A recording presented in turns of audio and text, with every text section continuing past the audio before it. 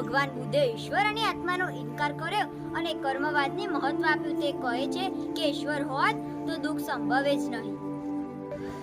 કર્મકાંડનો વિરોધ યજ્ઞમાં થતી પશુ હિંસા અટકાવવા માટે ભગવાન બુદ્ધે કર્મકાંડનો વિરોધ કર્યો. પ્રાણી પ્રત્યે અહિંસાનું વર્તન એ મનુષ્યનું સૌથી મોટું કર્તવ્ય છે. ઉચ્ચ નીચના ભેદભાવનો વિરોધ. તેમણે કહ્યું હતું કે મનુષ્ય ઉચ્ચ કુટુંબમાં જન્મ લેવાથી તે મહાન બનતો નથી. તે પોતાના કર્મોથી, સદવિચારથી, સત્ય અને અહિંસાના પાલનથી તે મહાન બને છે. તેમણે સમાજમાં વેપેલા ઉચ્ચ નીચના ભેદભાવનો વિરોધ કર્યો હતો.